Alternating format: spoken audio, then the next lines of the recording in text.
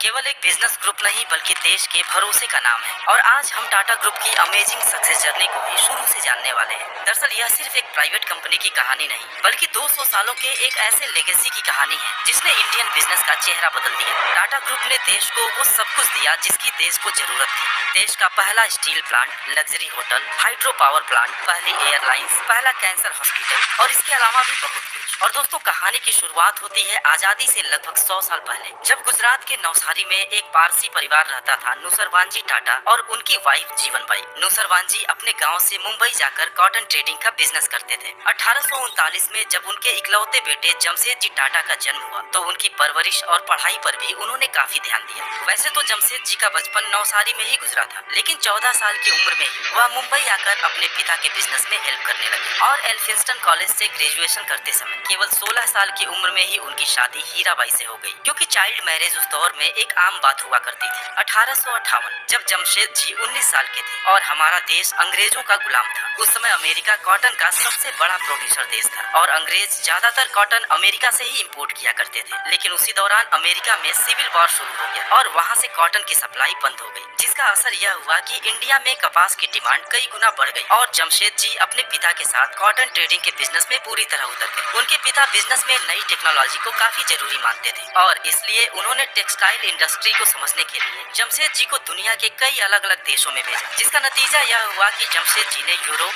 Japan, China और United states में भी अपने ब्रांचेस शुरू कर दिए। लेकिन गौर करने वाली बात यह भी है कि अभी भी हवाई जहाज और टेलीफोन की शुरुआत नहीं हुई थी। और जब एक बार जमशेद जी बिजनेस एक्सपेंशन के सिलसिले में हांगकांग के दौरे पर थे, तब उनकी आंखें खुली। उन्हें महसूस हुआ कि दुनिया हमसे काफी आगे है और देश को अगर दुनिया की बराबरी करनी है तो इंफ्रास्ट्रक्चर, एजुकेशन, टेक्नोलॉजी और एम्प्लॉयमेंट पर हमें काफी ध्यान देने की जरूरत है। जमशेद जी एक देशभक्त इंसान थे। उन्होंने एक ऐसा बिजनेस डेवलप करने का फैसला किया जो देश को आत्मनिर्भर बनाने के साथ ही लोगों को अच्छी शिक्षा और रोजगार भी दिलाए, और इसी सोच ने टाटा ग्रुप की बुनियाद रखी। साल 1868 21,000 रुपए कैपिटल के साथ जमशेद जी ने एक ट्रेडिंग कंपनी की शुरुआत की और साथ ही मुंबई में एक पुराने ऑयल मिल को खरीदकर अलेक्जेंड्रा के नाम से कॉटन मिल में कन्वर्ट कर दिया। हालांकि इस मिल को 2 साल तक चलाने के बाद उन्होंने इसे अच्छे मुनाफे में बेच दिया और जो पैसे मिले उससे मुंबई पोर्ट से 800 किलोमीटर दूर नागपुर में इम्प्रेस मिल नाम से एक कॉटन मिल की शुरुआत की। लेकिन उनके इस चौंकाने वाले फैसले का सबने मजाक उड़ाया, क्योंकि अगर देखा जाए तो उनका पूरा बिजनेस ही एक्सपोर्ट पर निर्भर था और मुंबई पोर्ट से 800 किलोमीटर दूर मिल लगाना किसी के समझ में नहीं आया। लेकिन जमशेद जी ने यह फैसला दुनिया घूमकर इकट्ठा किए अपने एक्सपीरियंस के आधार पर लिया था। दरअसल नागपुर में कॉटन का प्रोडक्शन होता था, सस्ते में लेबर मौजूद थे और ट्रेन से मुंबई पोर्ट की कनेक्टिविटी भी काफी अच्छी थी। और यही रीजन था कि इम्प्रेस मिल ने कमाल कर दिया। सैकड़ों लोगों को रोजगार मिला और टाटा ग्रुप फेमस होने लगा। एक तरफ जहां अंग्रेजी हुकूमत हम भारतीयों को नौकर समझती थी और हमारे मजदूर दिन रात जानवरों की तरह काम करते थे, वहीं जमशेद जी ने एम्प्लॉइज वेलफेयर के बारे में सोचना शुरू किया और इम्प्रेस मिल कर्मचारियों के लिए भविष्य निधि यानी कि प्रोविडेंट फंड, इंश्योरेंस और ग्रेजुटी जैसी स्कीम्स की शुरुआत की। यहाँ तक कि फैक्ट्रीज में वर्किंग कंडीशंस को सुधारने के लिए नौकरी का समय 8 घंटे कर दिया गया, सुरक्षा के उपकरण लगाए गए और बिना सैलरी कटौती के छुट्टियों की शुरुआत भी जमशेद जी ने ही किया था। दोस्तों, जमशेद जी के 4 ऐसे ड्रीम्स थे जिनके बिना देश की तरक्की पॉसिबल नहीं थी और उनके वो सपने थे एक आयरन और स्टील कंपनी की स्थापना जिससे देश का इंफ्रास्ट्रक्चर मजबूत हो सके, एक वर्ल्ड क्लास होटल की शुरुआत, क्योंकि उन दिनों इंडियंस को यूरोपियन होटल्स में एंट्री नहीं मिलती थी, एक वर्ल्ड क्लास एजुकेशनल इंस्टीट्यूट और एक हाइड्रो इलेक्ट्रिक पावर प्लांट जिससे हमारी इंडस्ट्रीज का तेजी से विकास हो। और उनके इन ड्रीम्स को पूरा करने के लिए उनके दोनों बेटे दोराबजी टाटा और सर रतन टाटा पूरे जी जान से उनके साथ लगे हुए थे। लेकिन दोस्तों, आपकी जानकारी के लिए बता दूं कि हमारे रतन टाटा सर के ग्रैंडफादर का नाम भी सर रतन टाटा ही था। साल 2003 में जमशेद जी का एक सपना हकीकत में तब बदला जब मुंबई के कोलाबा तट पर ताजमहल होटल खोला गया, जो देश का पहला ऐसा होटल था जिसमें इलेक्ट्रिसिटी थी। हालांकि बाकी बचे 3 सपनों के भी वो काफी करीब थे, लेकिन अनफॉर्चुनेटली साल 1904 में जर्मनी में उनकी डेथ हो गई। जमशेद जी टाटा के बाद उनके बड़े बेटे दोराबजी टाटा ग्रुप के चेयरमैन बने, लेकिन उनके ऊपर प्रेशर था अपने पिता के अधूरे काम को पूरा करने का और काफी मुश्किलों बाद साल 1907 में उन्होंने टाटा आयरन एंड स्टील यानी कि टिस्को की स्थापना की, जिसे आज हम टाटा स्टील के नाम से जानते हैं। और आपको जानकर हैरानी होगी कि आज का जमशेदपुर जिसे हम टाटा नगर के नाम से भी जानते हैं, उसे टिस्को एम्प्लॉइज के लिए साक्षी सिटी के नाम से दोराब जी ने ही बसाया था। दोस्तों, अब समय आ गया था जमशेद जी के बाकी बचे 2 सपनों को पूरा होने का, जिसे दोराब जी टाटा ने साल 1909 में इंडियन इंस्टीट्यूट ऑफ साइंस और 1911 में टाटा पावर की नींव रखकर पूरा कर दिया। दोराब जी को बिजनेस के अलावा गेम्स में भी काफी इंटरेस्ट था और भारतीय खेलों को प्रमोट करने के लिए इंडियन ओलंपिक मूवमेंट की शुरुआत भी उन्होंने ही की थी। आगे चलकर जब भारतीय ओलंपिक संघ बनाया गया तो सर दोराब जी टाटा उसके पहले अध्यक्ष बनाए गए। दोराब जी टाटा की शादी मेहर बाई से हुई थी, जो फेमस साइंटिस्ट डॉक्टर होमी जे भाभा की रिलेटिव थी। लेकिन दुर्भाग्य से दोराब जी की कोई संतान नहीं हुई और उन्होंने अपनी सारी प्रॉपर्टी एक ट्रस्ट बनाकर चैरिटी के लिए दान कर दिया, जिसे आज हम दोराब जी टाटा ट्रस्ट के नाम से जानते हैं। उनकी वाइफ मेहर बाई की कैंसर से मौत हुई, जिसके बाद दोराब जी ने स्पेशली कैंसर में रिसर्च के लिए लेडी टाटा मेमोरियल ट्रस्ट भी शुरू किया और 1 साल के भीतर ही 1932 में उनकी भी डेथ हो गई। दोस्तों, दोराब जी टाटा ट्रस्ट ने डॉक्टर भाभा के एटॉमिक रिसर्च प्रोग्राम को भी काफी सपोर्ट किया था और आज इंडिया के सभी वर्ल्ड क्लास टेक्निकल इंस्टीट्यूशंस को स्टैब्लिश करने और उनके प्रमोशन में इस ट्रस्ट का मेजर रोल है। दोराब जी टाटा के छोटे भाई सर रतन टाटा का बिजनेस से ज्यादा सोशल एक्टिविटीज में इंटरेस्ट था और उन्होंने देश की आजादी के लिए गोपाल कृष्ण गोखले और महात्मा गांधी की भी आर्थिक रूप से मदद की थी।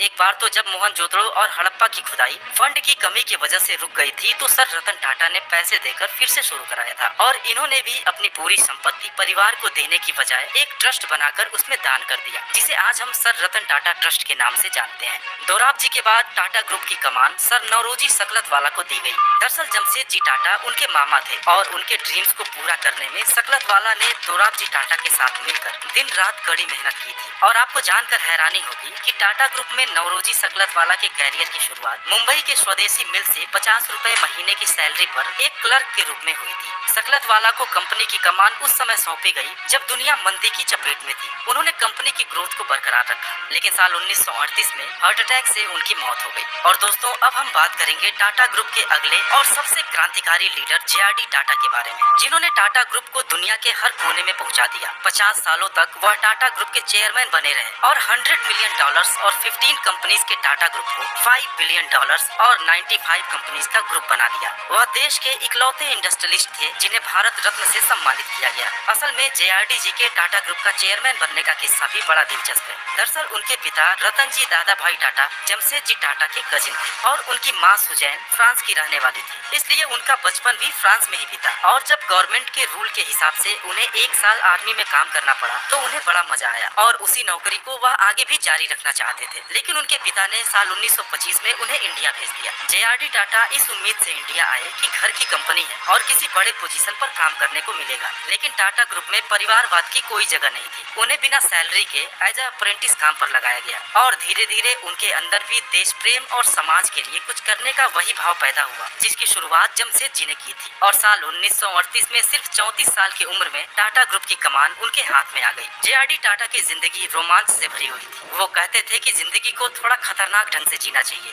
उन्होंने फ्लाइट उड़ाने की ट्रेनिंग ली और 1929 में उनको इंडिया का पहला कमर्शियल पायलट का लाइसेंस मिला। 1932 में जे.आर.डी. ने टाटा एयरलाइन की स्थापना की, जिसे 1953 में भारत सरकार ने एयर कॉर्पोरेशन एक्ट के तहत अपने कंट्रोल में लेकर एयर इंडिया का नाम दे दिया। इस तरह सरकार ने उनकी सबसे पसंदीदा चीज उनसे छीन ली थी। हालांकि जे.आर.डी. टाटा 1977 तक एयर इंडिया के अध्यक्ष बने रहे और साथ ही टाटा ग्रुप के बिजनेस का विस्तार भी अलग अलग सेक्टर्स में करना शुरू कर दिया। 1939 में टाटा केमिकल्स की शुरुआत हुई, जिसके तहत शुरू किया गया टाटा नमक आज देश के नमक के रूप में जाना जाता है। 1936 में Tata institute of social science, 1941 में मुंबई में शुरू किया गया एशिया का पहला टाटा मेमोरियल कैंसर हॉस्पिटल, 1945 में टाटा मोटर्स, 1954 में वोल्टास, 1968 में टाटा कंसल्टेंसी सर्विसेज और साल 1987 में टाइटन इंडस्ट्रीज की शुरुआत उनके कुछ रिमार्केबल अचीवमेंट्स हैं। और इस तेजी से बढ़ते एम्पायर की सबसे बड़ी वजह टाटा के एम्प्लॉइज थे। ढेर सारे ऐसे किस्से हैं जो बताते हैं कि जे.आर.डी. टाटा अपने कर्मचारियों का कितना ख्याल रखते थे और जमशेद जी ने एम्प्लॉइज वेलफेयर के लिए जो स्कीम शुरू किए थे उसे उन्होंने टाटा ग्रुप की सभी कंपनीज में लागू किए।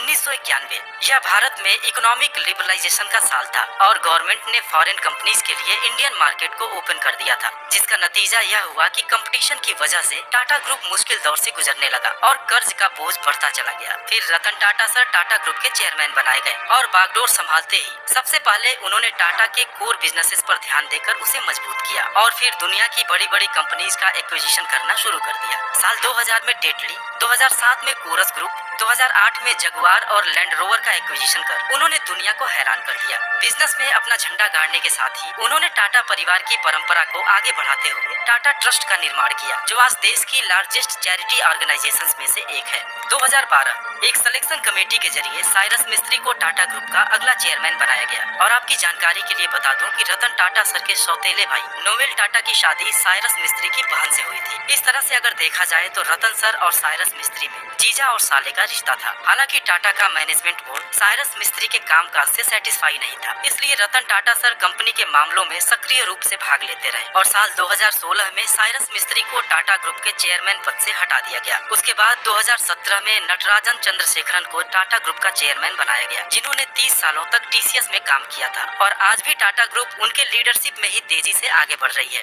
दोस्तों, टाटा ग्रुप के कुछ आंकड़ों को जानकर आप हैरान हो जाएंगे। आज टाटा ग्रुप के पास 100 से भी ज्यादा कंपनीज हैं, जिनका कुल मार्केट कैप $311 बिलियन यानी कि 25 लाख करोड़ से भी ज्यादा है। बॉम्बे स्टॉक एक्सचेंज के 5000 से भी ज्यादा लिस्टेड कंपनीज में टाटा ग्रुप की 29 कंपनीज हैं, जो बीएससी के कुल मार्केट कैप का 9% होल्ड करती हैं। दुनिया के 100 से भी ज्यादा देशों में टाटा के ऑफिसेज हैं और टाटा के कुल रेवेन्यू का 67% हिस्सा इंडिया के बाहर से आता है। और यही नहीं, टाटा ग्रुप इंडियन आर्मी और रेलवेज के बाद देश की तीसरी सबसे बड़ी एम्प्लॉयर भी है, जिसने 9,35,000 लोगों को रोजगार दे रखा है। और अगर इंडिया के जीडीपी की बात करें तो देश की कुल जीडीपी का 4% हिस्सा टाटा ग्रुप से आता है, जबकि देश के टोटल टैक्स कलेक्शन का 2.25% हिस्सा यानी कि लगभग 50,000 करोड़ टाटा ग्रुप अकेले देता है। दोस्तों, टाटा ग्रुप की सारी कंपनीज का ओनर टाटा सन्स है, जिनके ज्यादातर शेयर्स ट्रस्ट के पास है। जहां एक तरफ प्राइवेट कंपनीज कमाने के बाद कुछ रकम दान करती है, वहीं टाटा हमारे देश की ऐसी कंपनी है जो दान करने के लिए कमाती है।